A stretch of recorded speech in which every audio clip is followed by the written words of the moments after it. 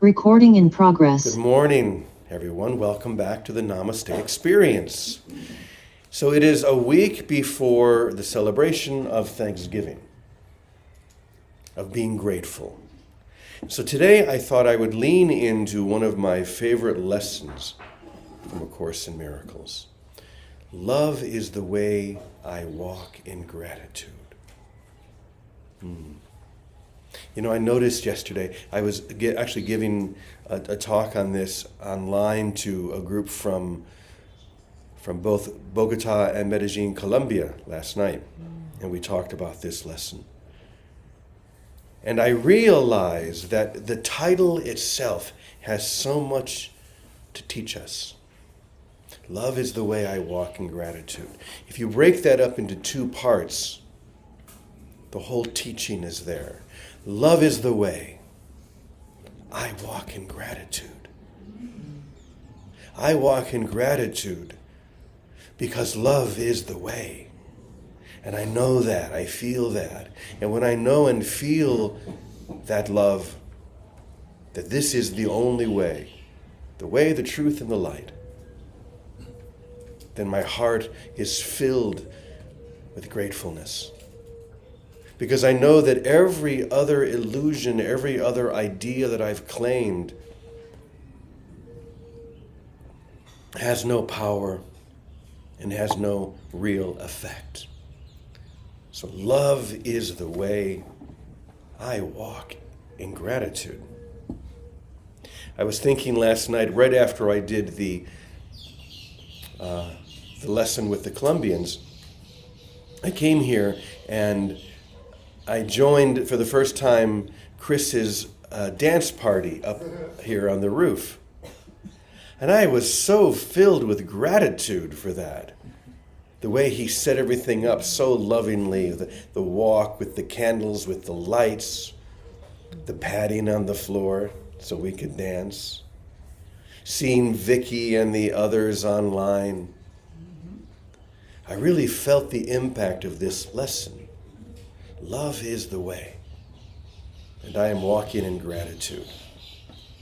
So I want to talk a little bit about that, and then at the very end we're going to have a fun surprise. So we're going to keep about the last 5 minutes or so open. But first I want to share a little bit from that lesson, Love is the way I walk in gratitude. There is a 4-word sentence here that jumped out at me. Love makes no comparisons. This is the key. Love neither makes comparisons and neither does it make exceptions.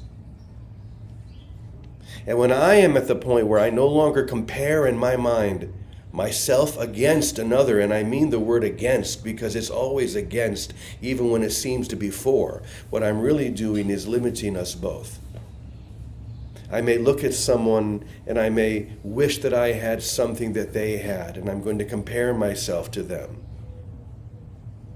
What I'm really doing is attacking myself. I'm attacking my own invulnerability. The fact that everything is within me now, but I've denied that. Literally, my identity is the denial of that. So once again, love makes no comparisons. If I'm living in that state of love, if I look at another person and I see them as wanting, I see them in some way as less than me, once again, it's me that I've attacked. I've attacked my own invulnerability. The way that I am known by God, or the divine, or whatever word you want to use, the way that I am known. I've chosen to not be known, simply through the act of comparing. So if I want to live in that state of love, in that state of gratitude, I have to notice, this is the first key, to notice when I am comparing myself to anyone. And to say there is only one comparison, and that is with the Christ. Whatever that Christ is, you see, there are 2 levels of comparison. There's the ego's version or level, and then there's the soul. The ego, when it's told not to compare, or when it does compare, it looks at the very lowest on that perceptual totem pole. Let's say a drug-afflicted person on the street. And it says, you mean I'm the same as that? And I compare myself to that. Well, I must be better than that. But what the soul does, what Spirit calls us to, is to point at the very highest, the Christ consciousness, and say, no, you're the same as that. We are all the same. If you want to compare yourself at all, compare yourself with that Christ mind. Because that's who you are. Whether you've come to the point of being able to fully admit that or acknowledge that or not, that is who you are. That is the reality. So love makes no comparisons, and it makes no exceptions. There's a great part here in the lesson where it says, we thank our Father for one thing alone, that we are separate from no living thing, and therefore one with God. And we rejoice that no exceptions, there's the second part, no exceptions ever can be made that would reduce our wholeness, nor impair or change our function to complete the one who is completion, who is actually completion itself. This is who you are. Once again, we just have to radiate this, accept it, share it, give it away. If you're going to compare yourself in any way, compare yourself with that. There's another part here that I love. It says, walk then in gratitude, or the way of love. You see how gratitude and love have become equal here. For hatred is forgotten when we lay comparisons aside. What more remains as an obstacle to peace? The fear of God is now undone at last, because I'm not comparing, and I'm also not finding any exceptions. There are no exceptions to love. We forgive without comparing. Thus, we cannot choose to overlook some things and yet retain some other things still locked away as sin. And this is my favorite sentence. When your forgiveness is complete, you will have total gratitude. When your forgiveness, when you have overlooked everything of time, everything of the body, everything of the elusive personality, identity, when you have overlooked and forgiven all of that, then you will know true and total gratitude. So as we say here all the time, why not today? Why put it off? We're coming up on Thanksgiving in a week, so why not start now? Once again, if I'm going to compare myself to anything or anyone, I'm going to compare myself to the Christ. And why not look upon everyone as that? Why not see everyone as the radiant face of the Christ? I tell you, it's the most powerful spiritual practice you can have. Just walk around for 5 minutes and look at every single person that you come upon and know, not believe, not think, but know that this is the Christ right here, right now. And why does it work? Because it's true. You're choosing to see your brother or your sister truly. And when you see them as God sees them, the same is reflected right back to you, because everyone is a mirror. So love is the way. I walk in gratitude because of that.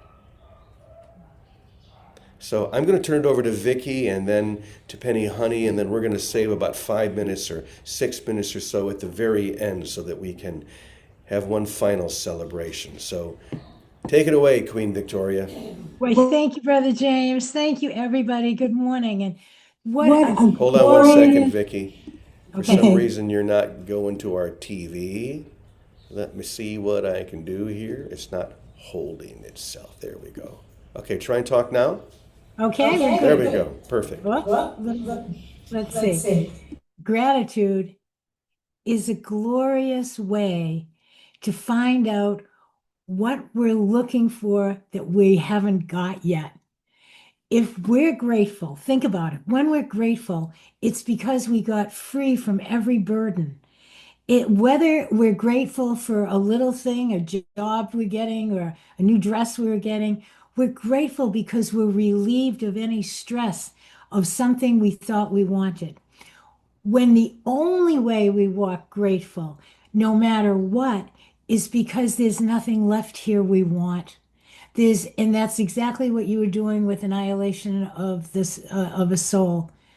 When there's nothing else we want here, we're free. And the only natural stance is gratitude. It's just so natural. It's instead of giving and getting and figuring, we land in loving and being, not loving as something we do, loving as what we are. That's what gratitude is.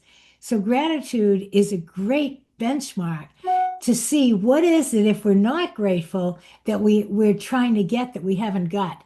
That's a great place to get exposure of where we're still blind by choice, where there's something, some tinsel, some little thing that is capturing our attention that we're longing still for.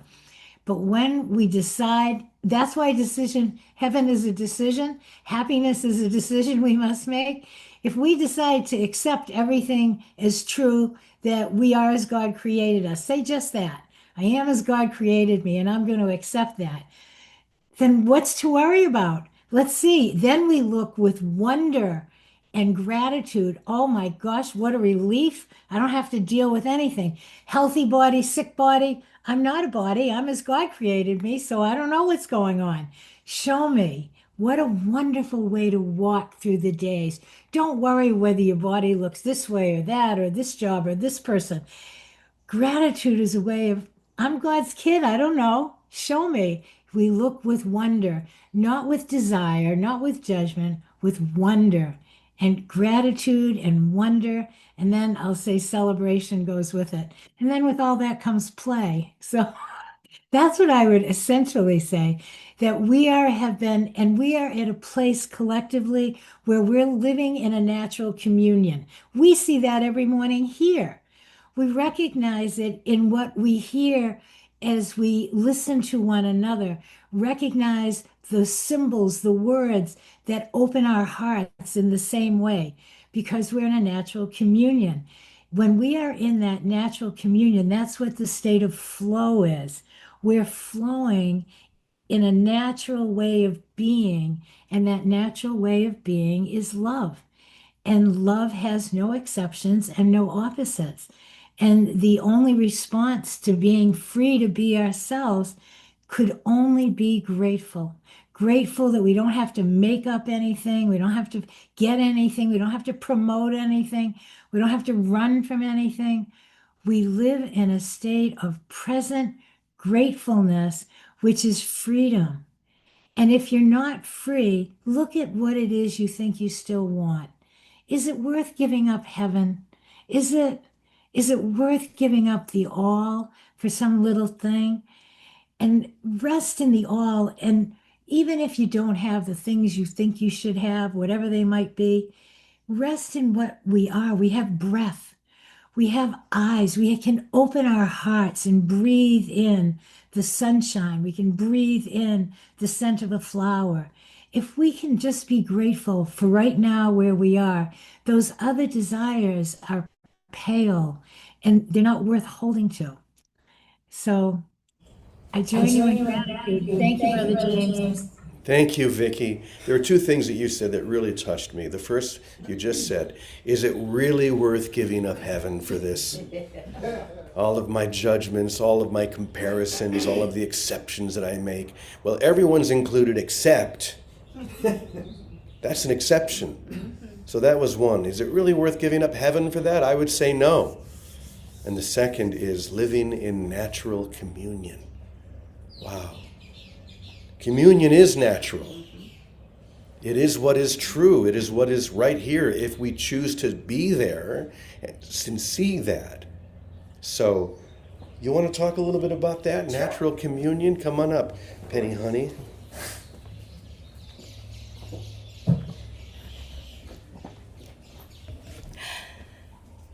I started my day, my alarm was set on the Karen Drucker song, I'm So Grateful. I'm so grateful, I'm so grateful. Yeah. And there is communion in that.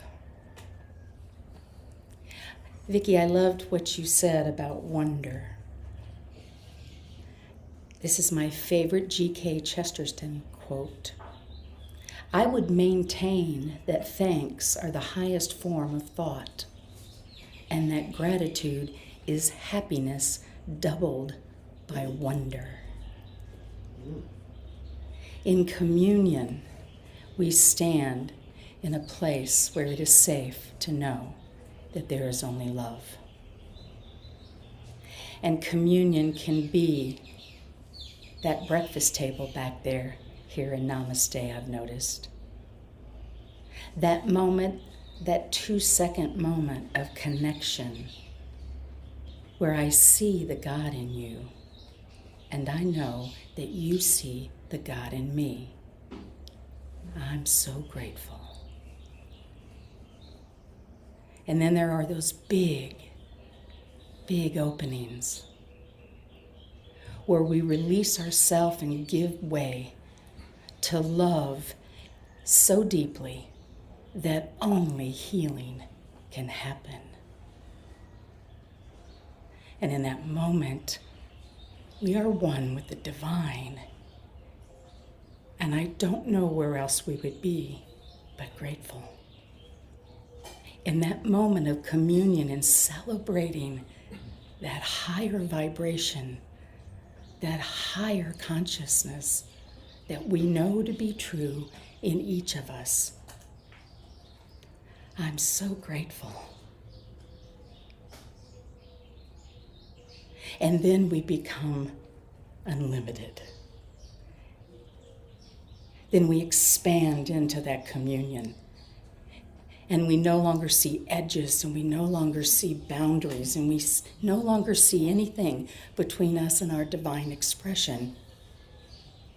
I say it often, I'll meet you there.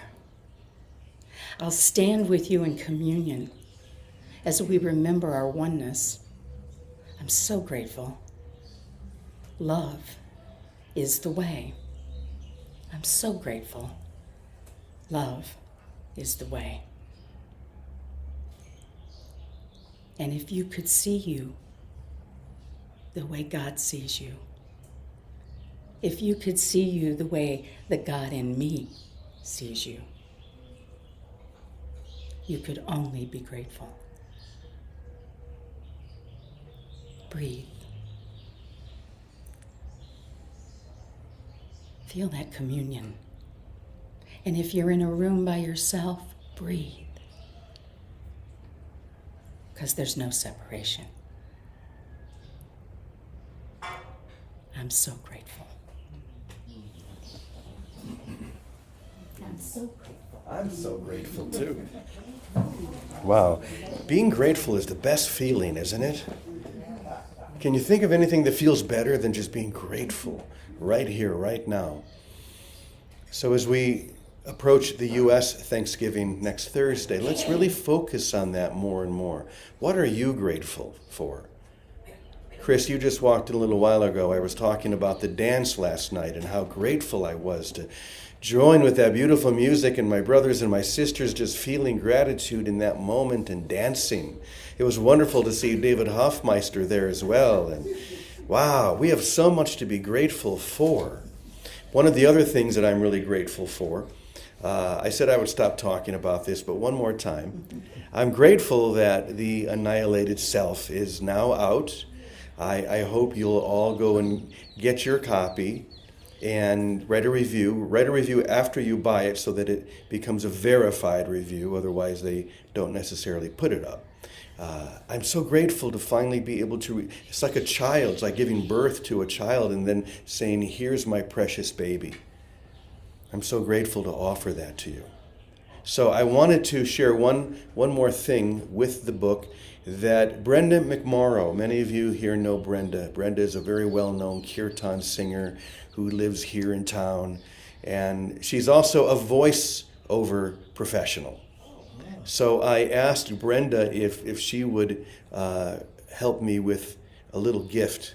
Some of you have already seen this because I sent it out last night in an email, but it doesn't hurt to see it again. So Vicki, you said before that you couldn't hear anything, so I want you to give me either a thumbs up or a thumbs down when I put this up so we can see, make sure you can hear it. All right, well, you should be able to. Come on. There we go. Okay.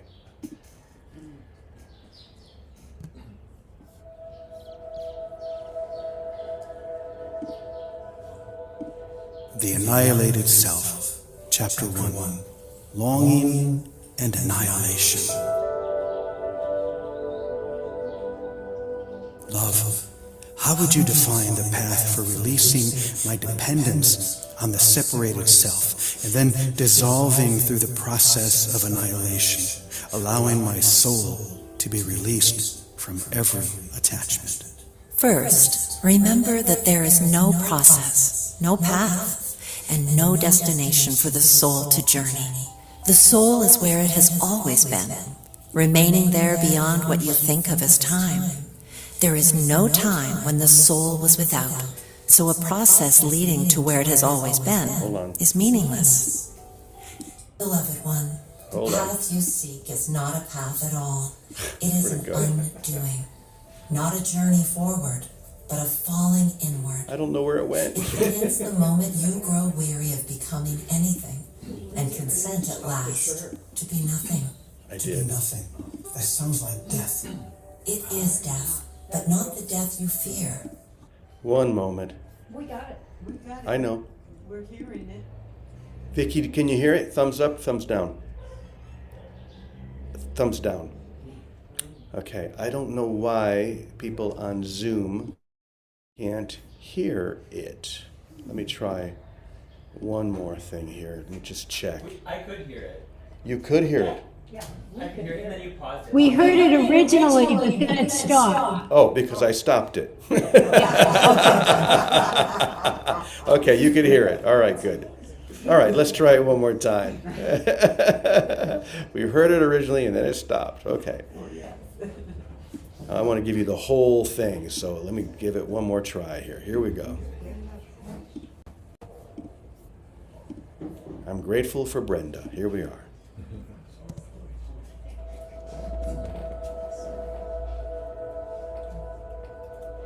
The Annihilated Self, Chapter 1, Longing and Annihilation. Love, how would you define the path for releasing my dependence on the separated self and then dissolving through the process of annihilation, allowing my soul to be released from every attachment? First, remember that there is no process, no path, and no destination for the soul to journey. The soul is where it has always been, remaining there beyond what you think of as time. There is no time when the soul was without, so a process leading to where it has always been is meaningless. Beloved one, the path you seek is not a path at all. It is an undoing, not a journey forward, but a falling inward. It begins the moment you grow weary of becoming anything and consent at last to be nothing. To be nothing. That sounds like death. It is death, but not the death you fear. It is the sweet relinquishment of all that is not you until only I remain. You call it annihilation, but I call it union. The flame does not mourn the wick when it turns to light. But I've spent my whole life trying to become holy, perfect, and worthy. Would you have me abandon all of that? Yes, especially that. Holiness fashioned by your striving is still yours, and what is yours cannot be mine. Only when you finally stop reaching out your hands will you be free to receive me. Only when you let go of the idea of worthiness will you see that you are worthy only because I am within you. Then what must I do? Nothing. That is the holiest of all acts. Do not climb, do not grasp, do not adorn your soul in virtue like a veil. Be still, be bare. Consent to be seen by me as I see you, without effort, without defense, without name. But if I surrender everything, what remains? Only me, only love, and I am not other than you. I am what you are beneath the illusory self. In our union, the singer vanishes and only the song remains. The drop falls into the ocean and becomes the ocean. What is lost? Only the illusion of separation. What is gained? The all. So to release the self is to return to you. Not to return, but to remember. You were never apart from me. You only dreamed you were. And now, as you awaken, you dissolve. Then let me vanish, beloved. Let me fall into you like a shadow into light. Come then, not as a seeker, but as silence itself. Come naked of need, and I shall clothe you in nothing but flame, and you shall burn without end. And what about God? Must I also give up my longing for that union, or is it the same? Ah, your longing, that sacred ache, it has brought you far, hasn't it? Like the fragrance that leads the bee to the flower. But even longing, holy as it seems, is still a movement of self. It says, I lack, I yearn, I seek, and where there is I, the union remains hidden behind the veil of distance. But without longing, what draws me to God? What keeps me moving toward the light? Nothing will draw you anymore because you no longer see yourself outside the light. You have stopped circling the flame and have become the burning itself. Longing is for those who still believe there is a distance to cross. But union is not movement. It is stillness deeper than breath, older than time. So then, is longing a grace or a hindrance? Both. Longing is the final grace and the final obstacle.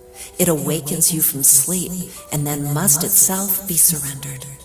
You must be willing to say, even this desire I offer into the fire. Only then does God cease to be a goal and is revealed as your very being. Then I must give up even the idea of God as something to reach? Yes, God is not found at the end of the path, my love. God is the vanishing of the path. As long as you walk toward anything, you walk away from everything. But when you stop, fall, disappear, there is God, closer than breath, ungraspable because nothing is left to grasp. So I give up not God, but the idea of God. Is that it? Yes, and in that holy emptiness, you will find not a God made in the image of your longing, but the formless flame that is your longing, the one who has never been apart from you. And you will not say, I have found God, but only this: there is no I, there is only God. Then let the ache I feel become silence, and let silence become God.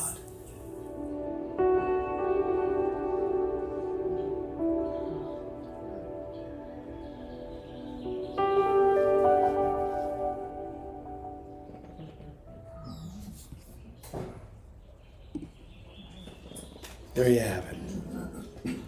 God is the vanishing of the path. So let the path vanish. Fall into grace. Fall into love.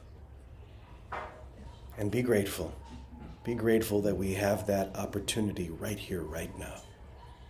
And to that, we say, Amen, Amen, Amen, y punto. We love you all. Have a beautiful day. Namaste.